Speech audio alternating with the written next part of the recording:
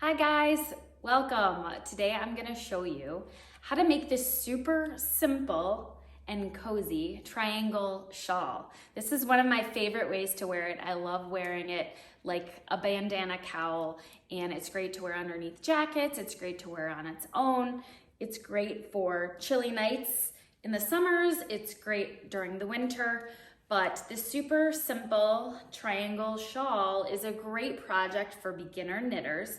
I'm gonna walk you through step by step exactly how to make this shawl. The best thing about this pattern is that you can use it with thinner yarn on smaller needles, or you can apply the same concept to thicker yarn and bigger needles, which is what I'm using, and which is what I suggest for people just getting started knitting, because I think it's a little easier to manipulate bigger needles and thicker yarn. But again, you can use any yarn and needle size you would like. I just suggest making a sample to make sure you like how the needle and yarn work up together. So you can also wear this more traditionally like this around your shoulders. You can also wrap it around one shoulder and tuck it in the back. That's another way to wear it. Or like I said, my favorite way is to wear it like a cowl in the front, a little bandana cowl, and kind of wrap it around my neck and bring the ends underneath. This is great to wear underneath jackets or just simply on its own. So stay tuned, I'm gonna walk you through exactly how to do this. All right, I'm just gonna show you guys the materials you will need to knit the shawl. You're gonna need 3 skeins of Lion Brand Woolly's Thick and Quick yarn and a 12mm US 17 40-inch circular knitting needle. And again, 40 inches is measured from tip to tip. So this is 40 inches long. Now again, you don't have to use this yarn. You don't have to use this needle size, but this is just what I used to knit this shawl. So the bigger the needle and thicker the yarn, the bulkier the shawl will be. You will also need scissors, and we're gonna use a removable stitch marker to mark the side of the shawl that we're gonna work the increase on. So just make sure you've got this. You can use just a simple piece of scrap yarn in a different color if you don't have a removable stitch marker. You're just gonna wanna make sure that you can actually remove that piece of yarn. So don't tie a knot too tight. And then you're going to want to make sure you have a tapestry needle. We will use the tapestry needle to weave in all of the ends of the yarn at the end of the shawl, and then, you know, scissors to make sure you can actually cut the yarn. So those are the materials you will need to complete the shawl. One thing I like to do when helping others knit is to just give an overview, kind of a big picture on how the garment is constructed. To have that high level view of how something is made, I think just helps you visualize how it's supposed to work. Sometimes when you just blindly follow directions without having kind of this big picture of what the garment or how the garment is made, you can get lost in the details. So just kind of understanding the big picture and how something is constructed will just help you as you get moving. So this shawl is made by casting on a small number of stitches and then increasing on one side of the work at the beginning of the row each time. So you will only increase on this side of the work. And then when you work the other side, there's no increase and you're just going to be knitting back. So that's how this will be made. So you're gonna start off with only 2 stitches on your needle, and then you're gonna keep increasing on one side of the work until you get to the end, and the end is basically a very, very long row. So your rows will start really small, and then you will do 1 increase on this side of the work. So the triangle works from a small number of stitches at the beginning to a large number of stitches at the end. So you will be binding off on this row. That is the end. So we start with 2 stitches, and I ended up working until I had 72 stitches, and then I bound the work off. So this side is where all the increases happen. Okay, so that's just kind of the big picture of how the triangle is made and how it's constructed. So I hope that helps. Time to start knitting our shawl. I've got my knitting needles, I've got my yarn ready to go, and I have a stitch marker. And the stitch marker, removable stitch marker, we can use to mark the side that we need to do an increase on. I'll show you what I mean as we get started, but make sure you can even use a scrap of yarn to tie on one side of the work. That just helps to remind you what side you're on if you put your work down. All right, so let's start by casting on 2 stitches. And our first stitch will just be a slip knot to get started. So we're gonna make a slip knot.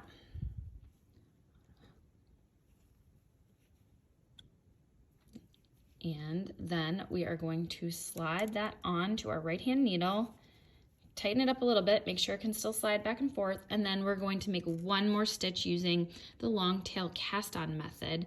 Make sure you have your tail in front, and you're going to grab the yarn like this, hold the yarn and cast on 1 more stitch by turning your wrist, going under the yarn around your thumb and over the yarn around your index finger, and we're gonna pull that strand of yarn through the yarn around our thumb.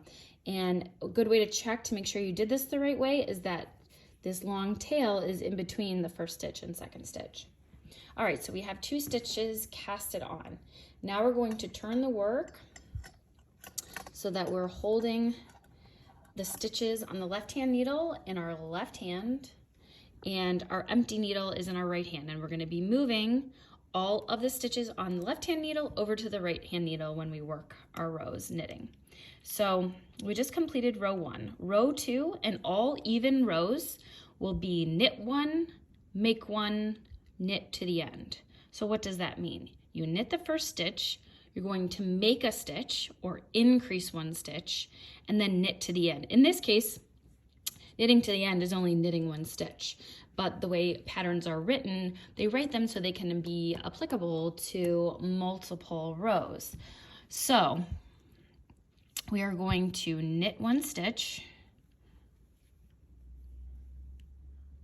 and once we get that stitch on, we're going to make a stitch using the backwards loop cast on method, and we're going to put it on the right hand needle. So what does that look like? We're going to make a backwards loop and slide it onto that right hand needle. It can be a little tricky to get the hang of it, but when you make the backwards loop, you want the strand of the loop we just casted on to be between the first and second stitch.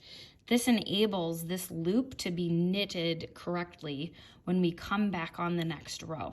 So all we did to make a stitch was put a backwards loop on the right hand needle. And now we're knitting to the end, which in this row, in this case, is only 1 stitch.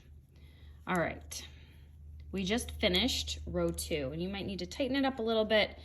Again, things can be a little wonky as you're just getting started. So we're gonna flip the work now, and we're going to knit row 3, which is an odd row. And row 3, or all odd rows, are just knitting all the stitches to the end. So we have 3 stitches now. So we're gonna knit 1. And then this is the loop we just made. So it's gonna feel a little different when you're knitting this, but when you knit this make 1 loop, this backwards loop, you're gonna wanna make sure you're inserting your needle the same way that you do with a regular stitch. And then you just knit it, pull that through, and knit the last stitch in that row. All right. So now we're going to turn the work again. We're on row 4, which is an even row. So we're going to knit 1, make 1, knit to the end. So now, since we've increased 1 stitch already since the beginning, we have 3 stitches on our left-hand needle. We're going to go from 3 to 4 stitches. So we do that by knitting 1.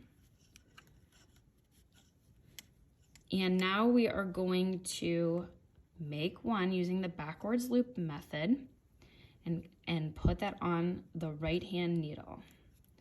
Okay, again, it can be a little tricky to hold all this and get this all going. Make sure again that that strand is in between the first stitch and the second stitch on the right hand needle. And now we're gonna knit to the end, which is 2 stitches. 1, 2. Okay.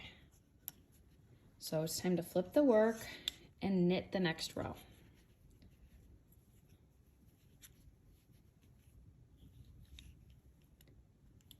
Just knitting this row.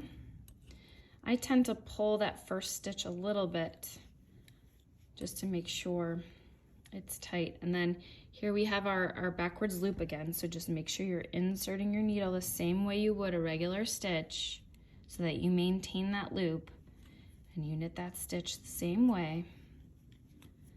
All right. Now, here we are.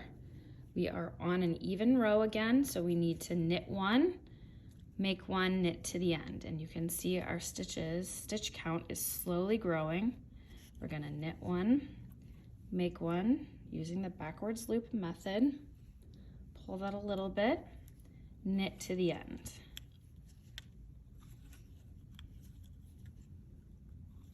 All right, turn the work. And now we are on an odd row, so we're gonna just knit to the end. And as you'll start to see, our triangle will start to form. There's that make 1 loop, which will always be the second to last stitch on the end when you're on this side of the work. Okay, and now we're gonna flip the work.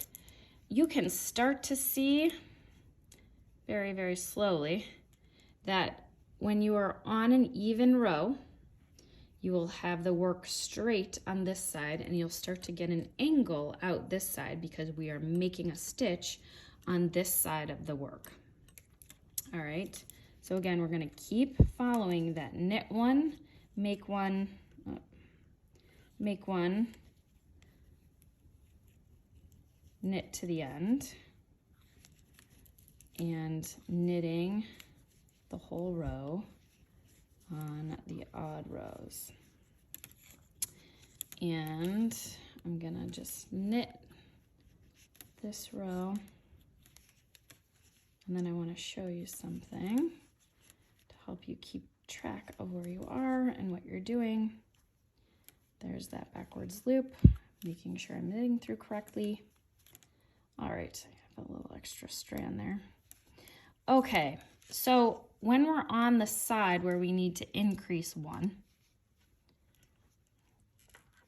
and it's not necessarily so important to remember if you're on an even side or an even row or odd row, it's just making sure that you're increasing on the same row, or I'm sorry, on the same side each time. But we're now on an even row, so it is time to increase. And again, you can kind of tell because this is the side that's slanted and this is the side that is straight. So I'm gonna take a little removable stitch marker and just place it randomly in any loop. Make sure you're using a removable stitch marker, or you can use a piece of yarn too to just loop it through and tie it on that side. This is just a good reminder that this is the side that you need to increase on. So now I know when I see this pink stitch marker, oh, I'm on the side where I need to knit 1, make 1, knit to end. So now I know I need to knit 1, make 1, sorry for the camera moving here, knit to end.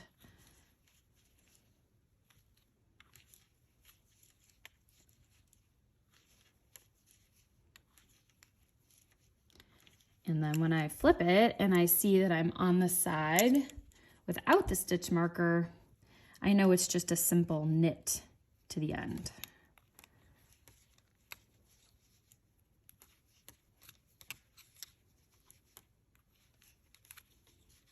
It's just a good little visual reminder.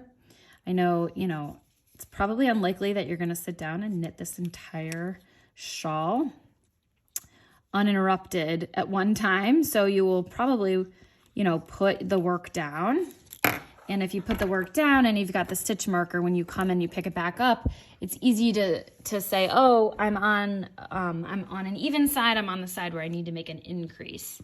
So now you know you can come back and make that increase. So I'm gonna do one more back and forth here so you can see how this is starting to shape up. But again, you can see that this is the side that the angle is coming out on, and this is the side that it's straight. And as you continue to work, that'll become more and more obvious. So let's do a knit one, make one, knit to the end.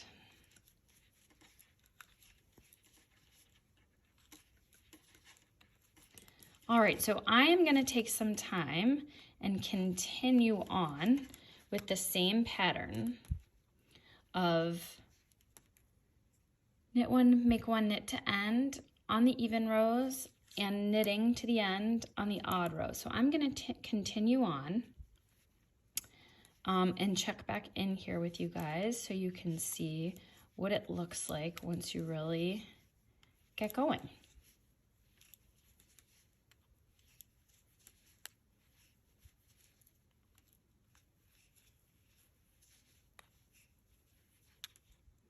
I just wanted to check back in with you after I've completed a few more rows. So now I have 2, 4, 6, 8, 10, 12, 13 stitches on my left hand needle. I'm about to start on another even row where I need to knit one, make one, knit to the end. And I know that because I have my marker here, but it's easier to see now as the shawl is taking shape a little bit more that we have a straight edge here and a slanted edge here, which means this is the side where we do our increase on. So you can just continue knitting in this way and the shawl will continue to grow, and then we'll just bind off the stitches when we get to our desired length. But I just wanted to check in and show you where we are and how this starts to take shape. And when you knit garter stitch, this is called garter stitch, where we knit every row when we are knitting flat. We're knitting back. Flat means knitting one side, flipping the work over, and knitting the back side. It's not connected in the round. And when you knit garter stitch, the work is flat. It doesn't curl. So it creates a really great thick texture and the work lays flat, which is awesome.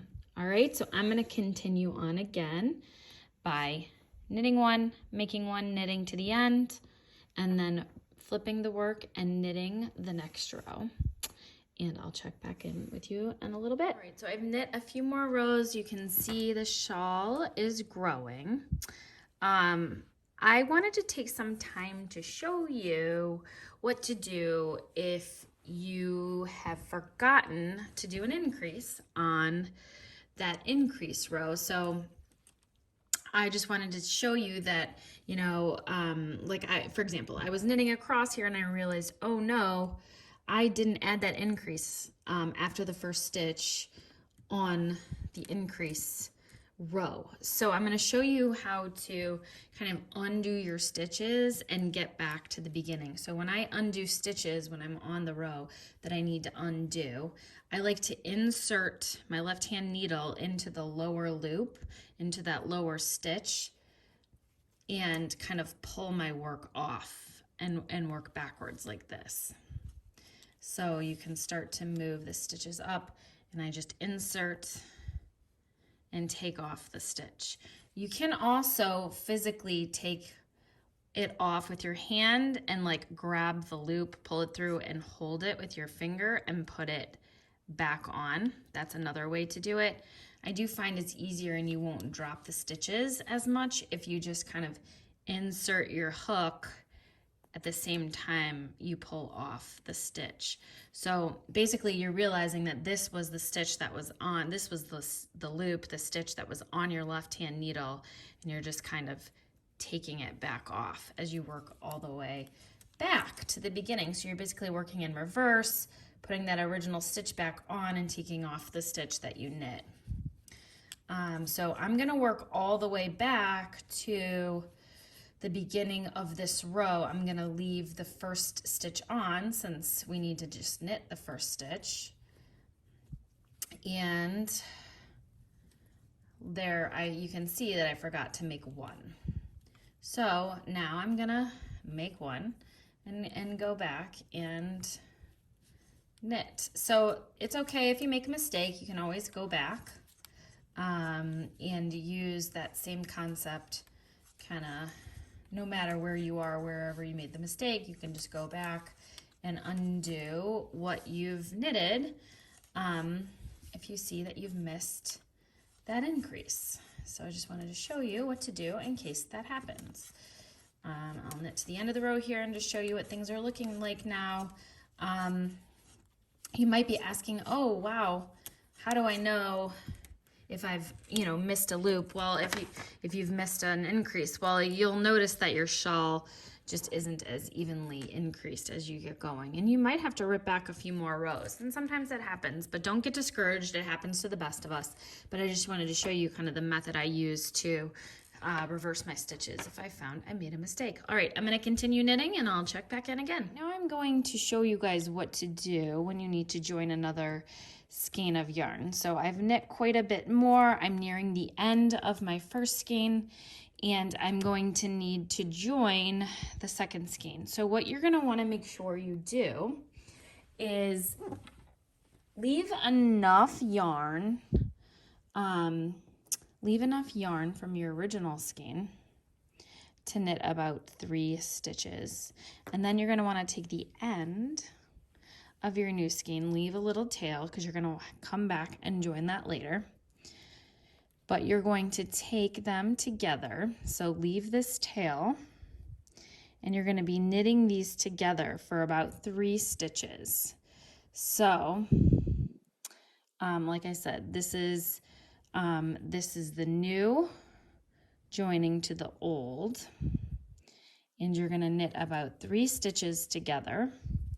So the yarn will be basically double for 3 stitches, and then you drop that original and you continue knitting with that new skein.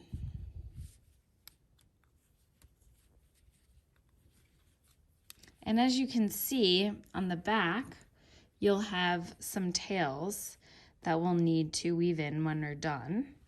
But I just wanted to show you how to join. So when at the end, we can weave all those in and you won't even see them. But really, you can't tell that you've got a few stitches that are doubled. You'll barely be able to tell. So that is how you join another skein of yarn. All right, so now I just wanted to show you guys what the shawl looks like now that I am almost complete, and I'm gonna bind off after one more increase row. So I have about 71 stitches on the shawl right now, and I am going to complete one more increase row and then bind off on the other side. So the shawl is quite big. Again, and you can make this any size you would like. You can continue on to make it bigger, or you can end it sooner and bind off a little earlier when the shawl's not quite as large. So I'm just going to show you what it's like to work back and forth on circular needles when your work is this big. So as you can see, you will need a long circular needle when the shawl gets this big to work back and forth. So circular needles allow you to work across larger pieces. So I will be working across one more increase row. I'm going to knit one, make one, and just continue knitting across. And you have to keep pushing the stitches across as you work. So like I said, you can make, what's great about learning how to knit a shawl like this is that you can make it any size you would like. You can do this with any weight yarn and any size needle, but just make sure you check and make sure that you like the gauge that you're getting. So,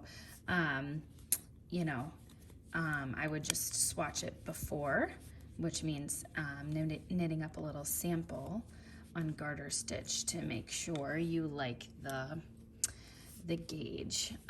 So I am continuing across. I'll have 72 stitches at the end of this row. So I would suggest binding off on after an increase row. So you're gonna make an increase and finish knitting all the way across, and then we're gonna bind off on the other side. So I'm gonna just keep working across here.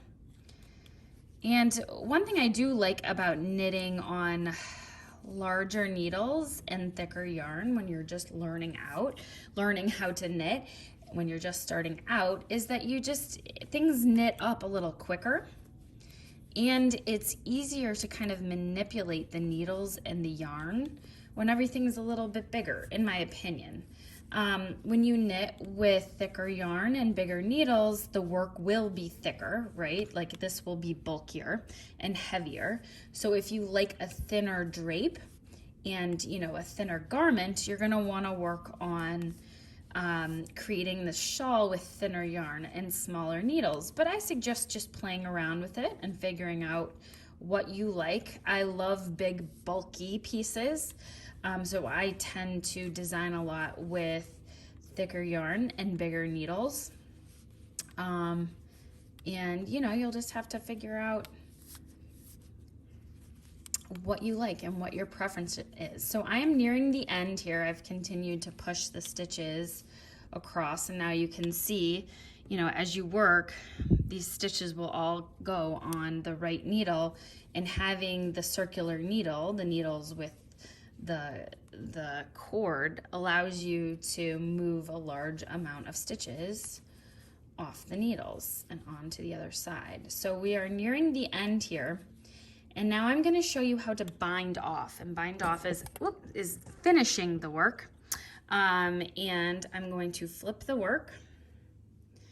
And we are simply going to bind off using the traditional bind off method. Now, when you bind off this way, I suggest, trying not to bind off too tight. You want the shawl to give a little bit, and there's lots of different ways of binding off. This is kind of the most traditional way. So you're going to, when you bind off, you're going to knit the first stitch, okay, and you're going to knit the second stitch. And make sure you're not really pulling too tight. Then you're going to lift that first stitch you knitted over the second stitch and pull it off. Okay, so you've decreased a stitch. So we're going to continue doing that. And again, you're going to knit and pull that first stitch over that second stitch and pull it off the needle, and we're going to drop it. And so just make sure you continue on this way, keeping things, a little loose here. And then you're just going to do this all the way across the work.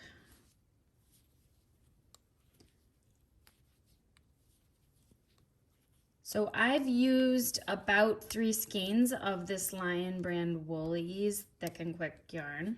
And you can kind of pull it and see, make sure the tension is good. If you think it's too tight, you can go back and redo it. But yeah, just try to keep things kind of loose as you work all the way across. When you're making sweaters, there are other bind off methods that you can use that are stretchier, that won't make it so tight on the bind off edge. So just continue on making sure things are loose. So after we finish this bind off edge, you're going to go back and weave in all of those ends that we have. So we'll have an end where we started, we'll have an end where we finished, and then we'll have the ends where we joined a new skein of yarn to the working yarn. So we'll have to go in and weave all of those in, and then you'll be finished. So I'm going to continue all the way across here.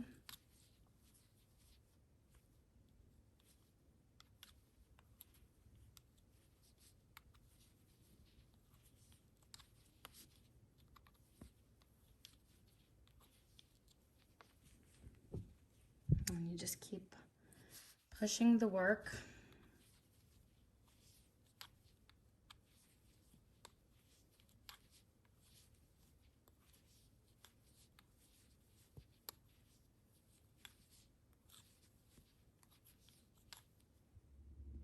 All right, so I'm nearing the end here. I have just a few more stitches to bind off. So we're gonna continue across until we have one stitch left. So we'll knit that increase and we will keep binding off. And then when you have 2 stitches left, you just simply bring that yarn over and bind off that last stitch. And then you'll grab your scissors and snip.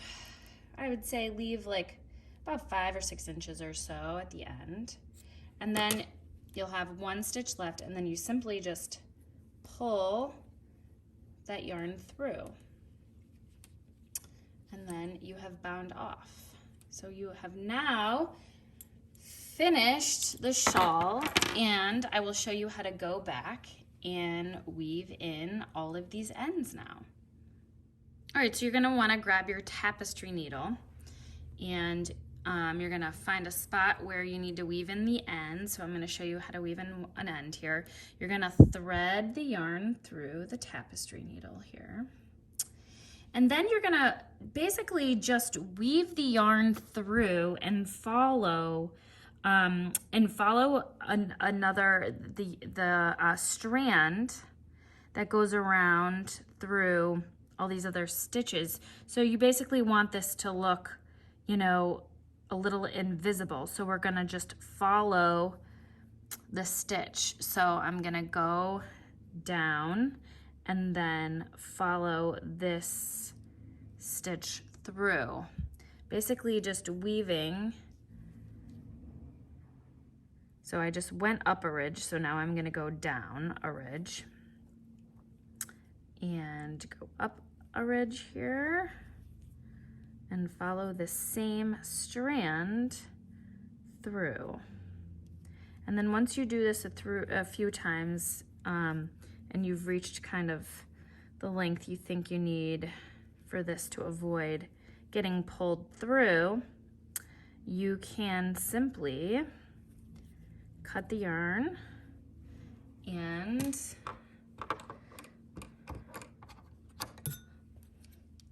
leave a little bit there.